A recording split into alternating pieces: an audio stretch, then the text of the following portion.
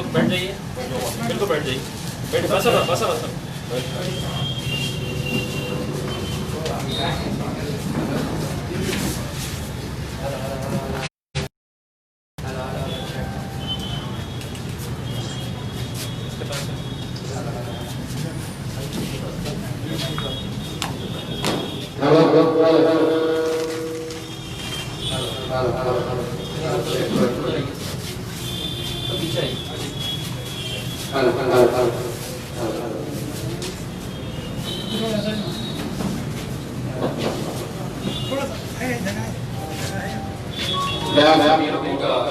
यहाँ पे स्वागत करता हूँ।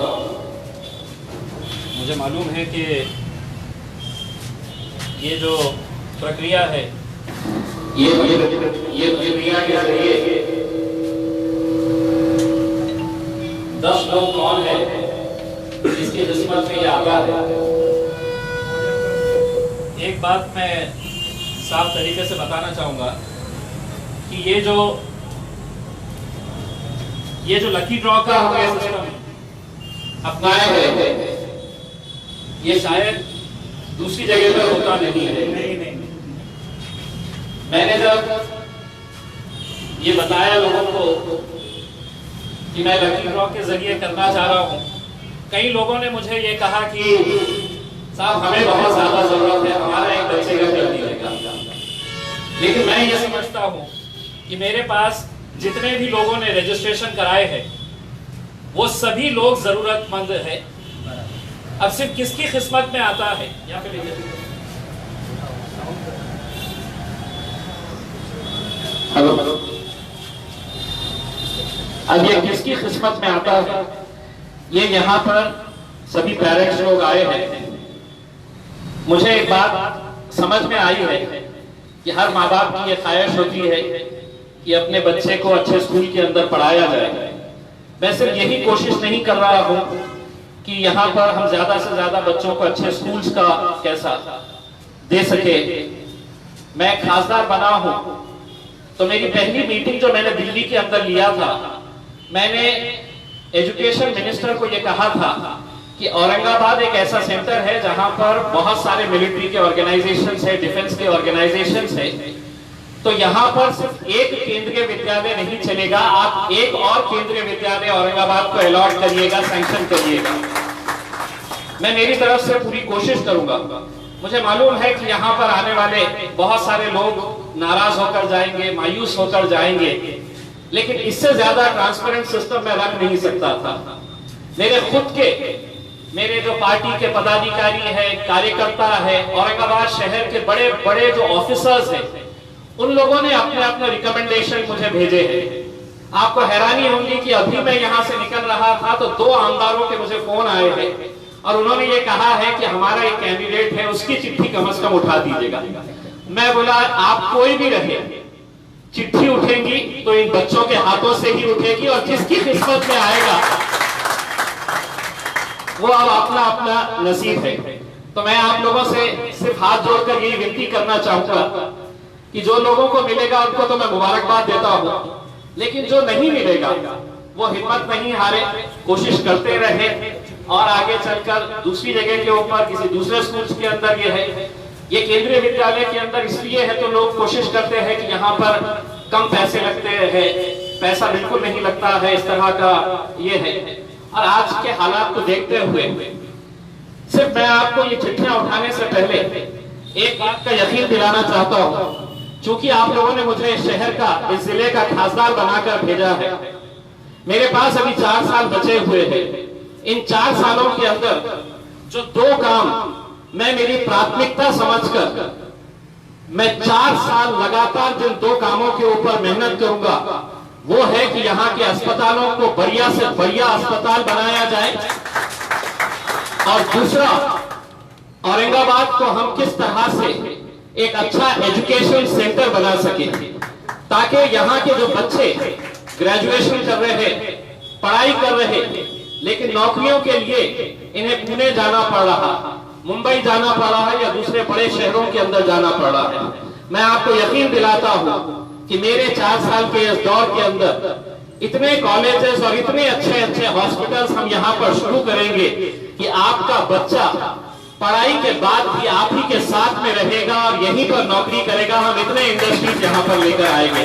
बस आप लोगों का साथ चाहिए, आप लोगों का आशीर्वाद चाहिए, आप लोगों की दुआएं चाहिए, बस यही है। मैं आप लोगों के साथ आए हुए जो छोटे बच्चे हैं उन बच्चों को मैं बुलाना चाहूंगा ताकि उन्हीं बच्चों के हाथों से कल किसी ने ये ना कहे कि ये चिट्ठी किसने उठाया था, कैसे उठाया था। आपके साथ जो भी बच्चा आया है वो बच्चे यहाँ पर आए और वो लोग ये चिट्ठियां उठाएंगे। ये चिट्ठियों के ऊपर सिर्फ नंबर्स लिखे हुए हैं और वो नंबर्स की लिस्ट यहाँ पर है। वो लिस्ट के हिसाब से मैं जैसे ही नंबर पढ़ूंगा वो लिस्ट आप लोग अपने पास में से, अगर कोई यहाँ पर महिला है वो लिस्ट अपने हाथ में रखे और वो डिक्लेयर करे। आइए कोई एक मैडम आप इधर आ जाइए, कोई एक मैडम इधर आइए।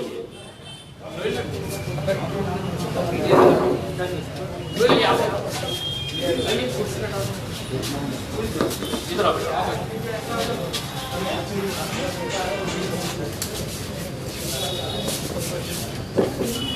लिखा है मैडम का है, आइए आप इधर आइए।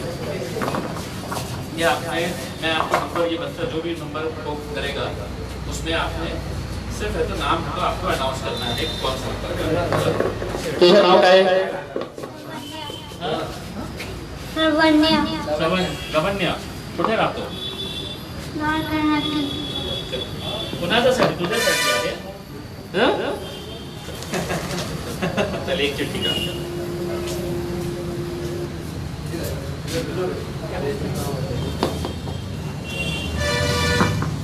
नंबर 29 29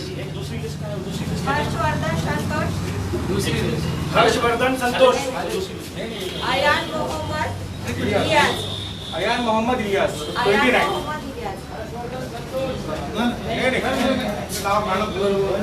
मैडम आराम से पढ़िएगा लोगों के दिलों के धड़कनें बढ़ जा रही है उसके। ये 29 नंबर का है, अयान मोहम्मद इलियास कुरैशी है। अयान मोहम्मद इलियास, आप आइए। आपका है, वो बाद में करेंगे। आपका रजिस्ट्रेशन है वो बाद में कराइए। चलिए बेटा आप जाके बैठिए। चलिए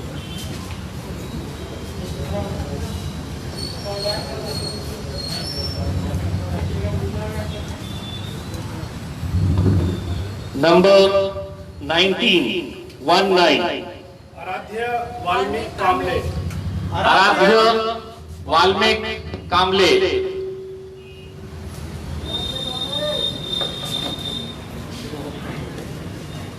आराध्य वाल्मीकि कामले। ये जिन जिन के नाम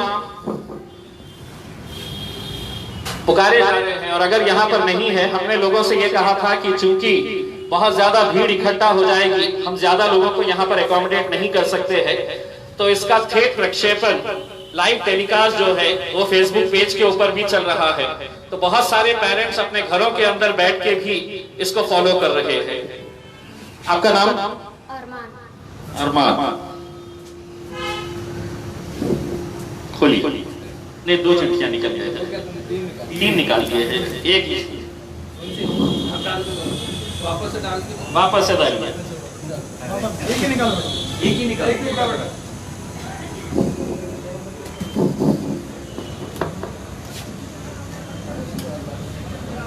146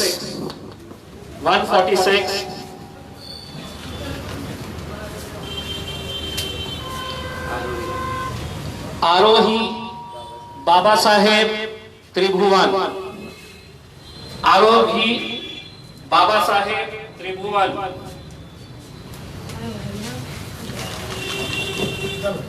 है कि नहीं? है?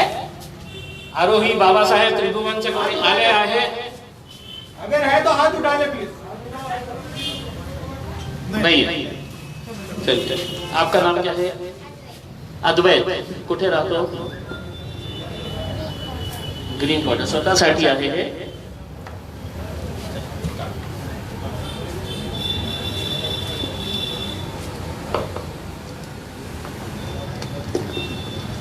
वन 163 जफीरा फिरदौस रईस। वो मैडम के हाथ में दीजिए आप रखिए, आप चलिए, आप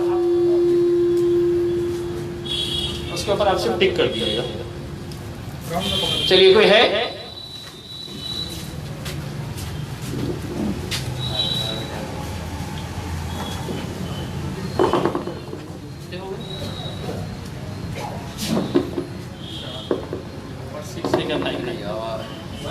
अब ये 6 है क्या 9 है, जरा बता दीजिएगा उसमें जिसकी किस्मत है।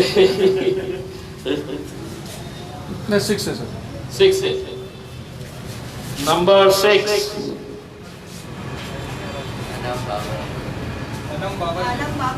अनम बाबर शेख।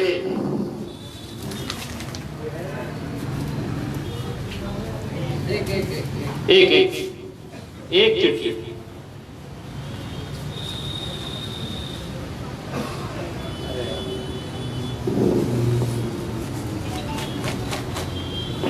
नंबर 53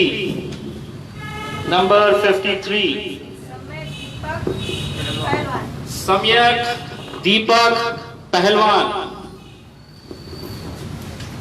सम्यक दीपक पहलवान। पहलवान भी नहीं है।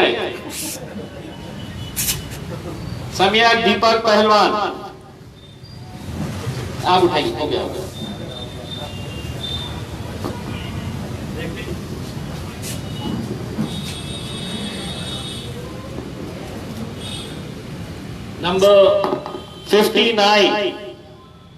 नंबर 59 रितेश नंद किशोर बागुल। तालियां बजाओ आपके साथी।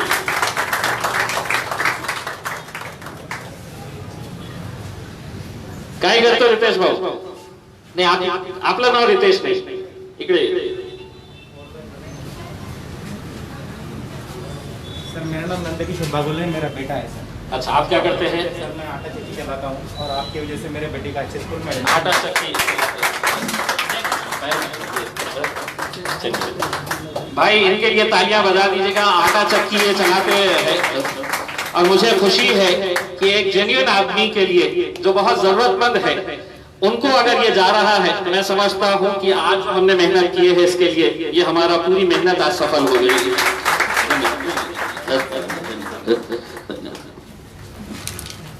हो गया? चलिए आप आइए। बेटा भाई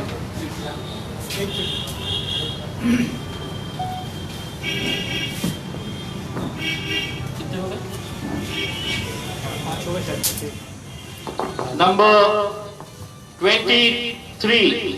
मैडम आपका फोन बंद कर दीजिएगा, आज इससे ज्यादा इंपॉर्टेंट कोई काम नहीं। वैभव नंबर 23 वैभवी मंजूषा हालगे। वैभवी मंजूषा हालगे। वैभवी मंजूषा हालगे नहीं है। दीदी आप आइए। दीदी आप आइए।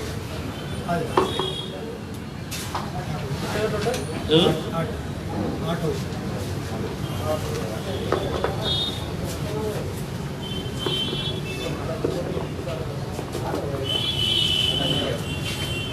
लीजिए। Number 84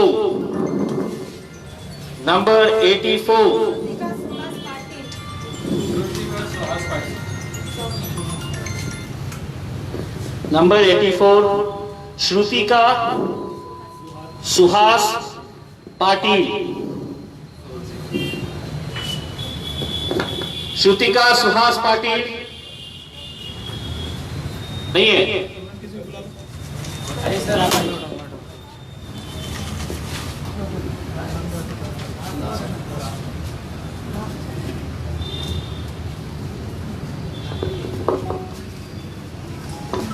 number 73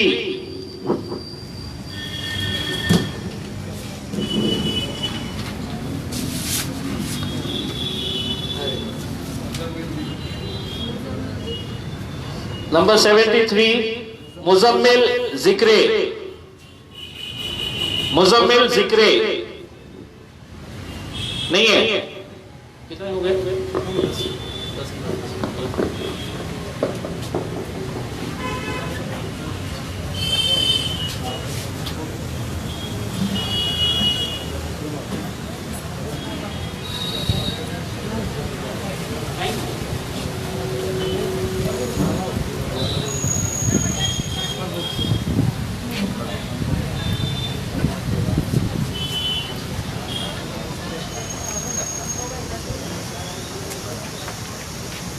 number 73, number 84 2, 23 3, 59 4, 53 5, number 6 163 7, 146 8, 29 9 और 19 10। तो ये 10 लोग थे, इनमें से बहुत सारे लोग आए नहीं हैं। अब इसमें हमने सिर्फ 2 दिन का, और अगर जो 2-4 अगर रह जाएंगे, जो अगर रजिस्टर नहीं करेंगे यहाँ पर, तो वो चिट्ठियां दोबारा यहाँ पर उठाई जाएगी और आपको पर्सनली कम्युनिकेट कर दिया जाएगा। बहुत बहुत धन्यवाद। Thank you very much.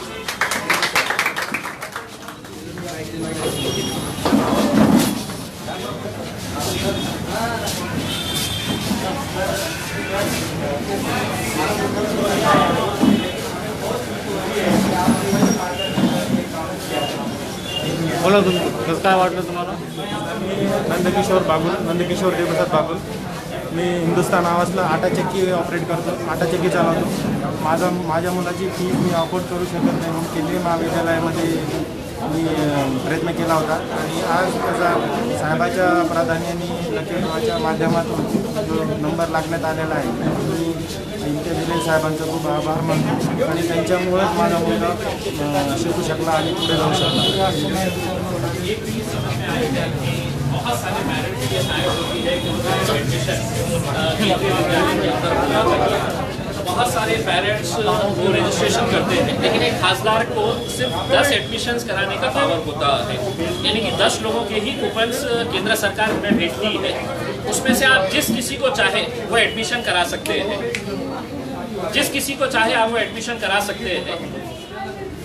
एक सवाल ये है कि बहुत गरीब के लोग जो होते हैं वो ये समझते हैं कि चलिए भाई मैंने है तो दिया हुआ, मेरा एडमिशन हो जाएगा करके।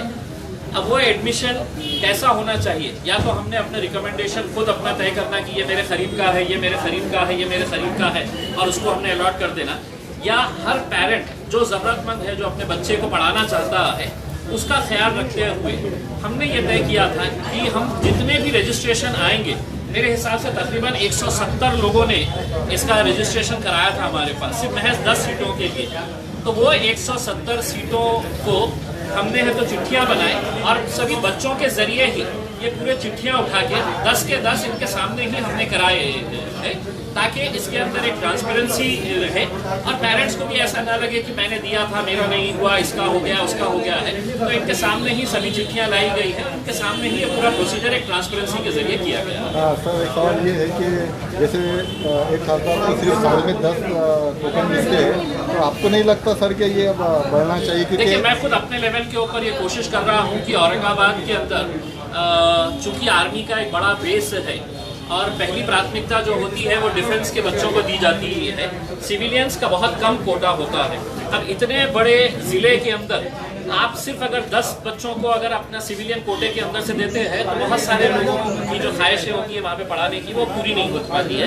इसलिए मैंने केंद्र सरकार को लिखित के अंदर दिया हूँ कि औरंगाबाद को एक और केंद्रीय विद्यालय सैंक्शन किया जाए और उसके लिए मैं पूरी कोशिश करूँगा। एक आखिरी सवाल सर, अभी सितंबर से स्कूल खुलने के लिए जिला परिषद के घोषणा हुई है, तो जो लोग लॉकडाउन में कारोबार जिनके बंद थे तो इसको देखिए, मैंने ऑलरेडी है तो राज्य सरकार की मीटिंग के अंदर ये बात करी थी कि बहुत सारे स्कूल्स और कॉलेजेस का ये मसला आ रहा है कि जो 4 महीने स्कूल नहीं थे, बसेस नहीं चल रही थी, वहाँ पे दूसरे उनके कोई एक्टिविटीज़ नहीं चल रही थी, उसके बावजूद भी जो बच्चों से फीस मांगी जा रही है, तो ये थोड़ा सा नाइंसाफ़ी है क्योंकि अभी हर कोई परेशान है। तो उसमें क्या रियायत देनी चाहिए, इस बारे में सरकार ने कहा कि हम विचार करके इसके ऊपर फैसला करेंगे। अब वो फैसले का इंतजार हमको भी है कि वो क्या रियायत स्कूल को भी तकलीफ ना हो और पेरेंट्स को भी तकलीफ ना हो।